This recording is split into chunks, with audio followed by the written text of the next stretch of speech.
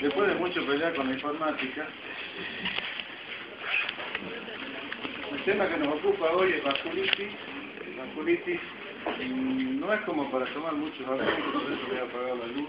Esto es para escucharlo un poquito y tratar de entenderlo. Es un tema sumamente extenso. Vasculitis involucra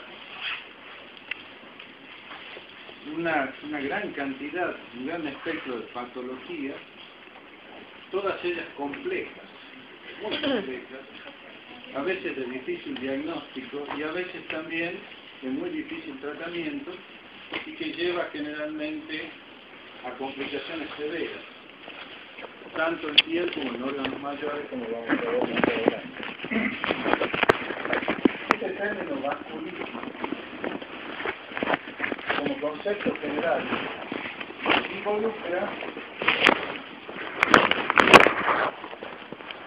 la artritis, o sea, el proceso inflamatorio, que antiguamente se llamó arteritis, porque se pensaba que solamente involucraba las arterias. Con el tiempo y con los estudios anatomopatológicos se ha ido concluyendo, se ha ido viendo que no solamente son las arterias las que se comprometen, sino que se comprometen arterias, arteriolas, capilares, vénulas y venas. Es decir, casi todos los integrantes del aparato circulatorio. Una de las características principales de este tipo de patología es el proceso inflamatorio de la pared del vaso, asociado a necrosis fibrinoide y, en algunos casos, la formación de aneurismas a nivel de arterias y venas, y, en otros casos, la oclusión de estos vasos. Como les decía, es un grupo muy grande de patologías y se ha tratado de clasificarlas de distintas formas. Ustedes en los libros van a ver, hay clasificaciones que le dicen las vasculitis pueden ser primarias y secundarias, en el sentido de que puedan ser una entidad nosológica propia solamente la vasculitis o puede estar secundaria a otro tipo de patología, como por ejemplo algunos procesos infecciosos o alguna enfermedad escolar.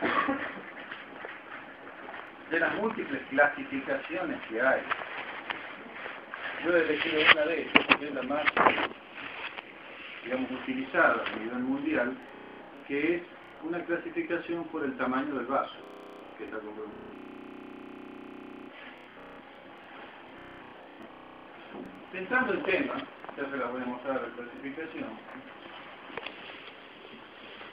ustedes van a ver que para la clasificación de la vasculitis puede ser que se tome un síndrome clínico con todos sus componentes, puede ser que se tome el tamaño del vaso, que es lo que yo les voy a mostrar en una diapositiva posterior, puede ser que se utilicen los marcadores de laboratorio, la anatomía patológica y en algunos casos la etiología.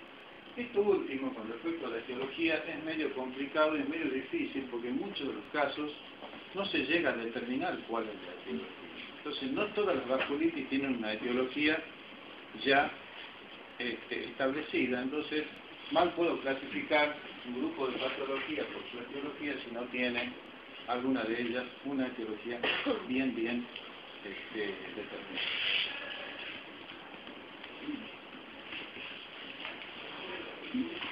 La clasificación por el tamaño del vaso, como ustedes ven acá, establece tres grupos. Establece tres grupos. Los pequeños vasos, que comprenden vénulas y arteriolas, las pequeñas arterias y medianas arterias y las grandes arterias.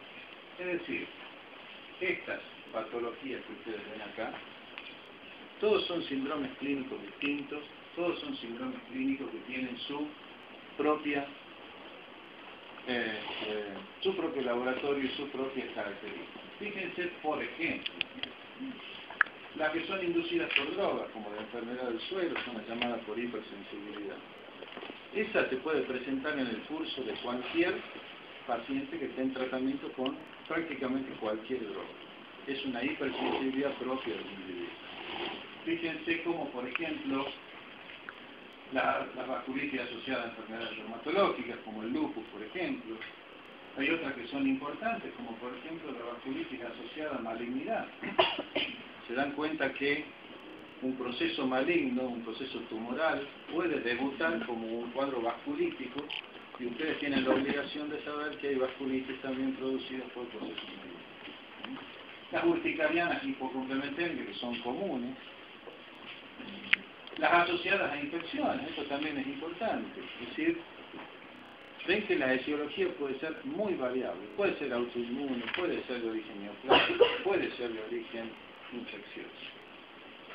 Eso si hablamos de las pequeños vasos. Cuando hablamos de pequeñas y medianas ya arterias, fíjense que acá son vénulas y arteriolas, aquí ya hablamos de vasos arteriales. Ya acá tenemos un espectro más chico, y estas son algunas de los cuadros clínicos que vamos a ver en el día de hoy, someramente, porque ustedes, si se dan cuenta, esto es una barbaridad para poderlo desarrollar en una clase. Y luego tenemos la vasculitis en grandes arterias, como la arteritis de la temporal y el Takayasu, que son dos grandes entidades que vamos a ver aquí. Es decir, que acordándose un poquito de esta clasificación de pequeños, medianos y grandes vasos,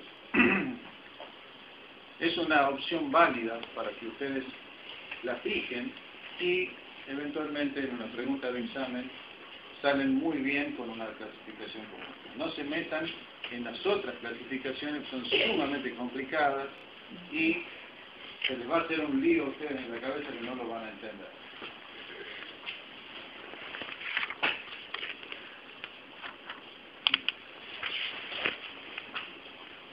Yo he elegido de todo eso que ustedes han visto en la diapositiva anterior, he elegido algunos, que son estos que están acá, que son síndromes clínicos muy bien definidos, y son a los cuales yo me voy a referir, ya les dije, someramente, porque si no, no nos alcanzaría la mañana, pero creo que son síndromes clínicos muy importantes, tienen cada uno sus características, y los vamos a ir viendo en ese orden que están acá, para que ustedes tengan un ordenamiento con respecto a la clase. Si no,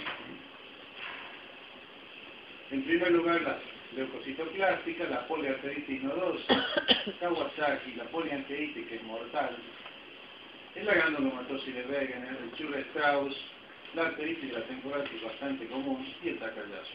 Me han parecido las más importantes y estadísticamente las más comunes. Les aclaro que no es una patología que tenga una incidencia muy elevada, pero hay que saber que sí se puede presentar, y ustedes han visto algo tan simple como la toma de un medicamento puede determinar la presencia de una vasculitis.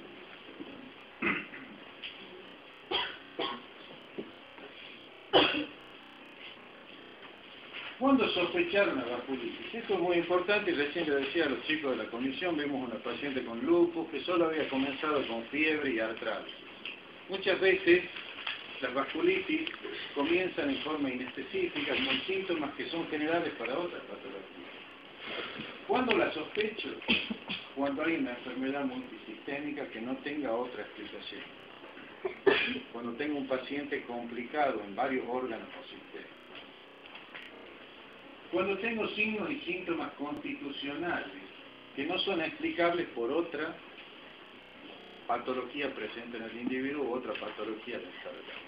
Un síndrome febril prolongado, asociado a una dermatosis, por ejemplo, que no tiene otra explicación, puede ser la pista de una vasculitis. Las lesiones de piel, por supuesto. Las púrpuras palpables son una de las características más sobresalientes y las van a ver en la mayoría de los casos. Los cambios vasculares isquémicos. Acá tienen ustedes, bueno, gangrena por supuesto, pero hay otros que, como la claudicación, por ejemplo, la claudicación intermitente que se presenta en un paciente que no tiene otra causa conocida, no es un diabético, no es un